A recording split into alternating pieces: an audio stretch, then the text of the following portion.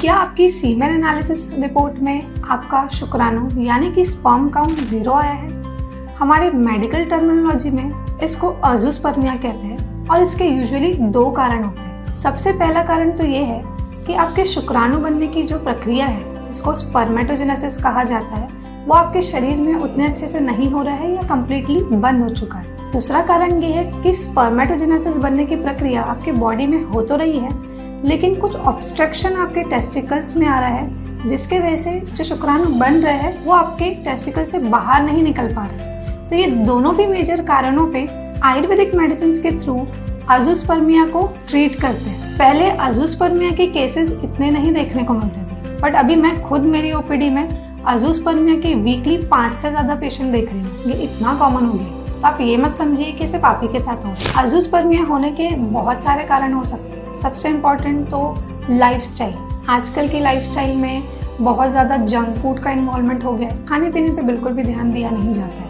और उसके साथ साथ पार्टी कल्चर अभी बहुत ज़्यादा बढ़ गया है, जिसकी वजह से ड्रिंकिंग, स्मोकिंग ये बहुत कॉमन हो गया। तो ये 2 चीज़ें आपके शुक्राणु की क्वांटिटी तो कम करती ही है, उसका क्वालिटी भी घटा देती है। और अजूस्पर्मिया में ये 2 कारण बहुत ज़्यादा, मैंने जितने भी पेशेंट्स देखे, ये 2 कॉमन कारण मुझे मिले। दूसरी चीज़, खाने का जो पैटर्न है, समय पर खाना ना खाना, जंक फूड का सेवन बहुत ज़्यादा करना, मैदे से बनी हुई चीज़ों का, रिफाइंड ऑयल या शुगर जैसी चीज़ों को अगर आप ज़्यादा क्वांटिटी में लेते हो तो ये भी एक कारण आपका बन सकता है। तो खाने का जो पैटर्न है, अगर आप उसको इम्प्रूव करो तो आपके शुक्राणु की क्वालिटी जो है वो बढ़ सकती है। तो अजूस्पर्मिया में ये बहुत हेल्पफुल आपके लिए हो सकता है अगर आप आपकी डाइट और लाइफस्टाइल पे फोकस करते हो। तो अजूस्पर्मिया के 100 से ज़्यादा केसेस सॉल्व करने के बाद मैंने एक रेशो निकाला है। 70% केसेस में हमने ये पाया है, जब उन्होंने 3 महीने तक आयुर्वेदिक दवाइयों का सेवन किया है, उसके बाद जब हमने सीमेन एनालिसिस का टेस्ट करवाया है तो उसमें उनके शुक्राणु के काउंट तो बढ़े हैं, लेकिन पहले जो वो सेक्सुअल डिस्फंक्शन जैसी चीज़ों का सामना कर रहे थे उसमें भी उनको काफ़ी आराम मिला है। बचे हुए 30% केसेस में हमने ऐसा पाया है कि उनको मल्टीपल प्रॉब्लम्स थे। उनके सिर्फ काउंट कम नहीं थे,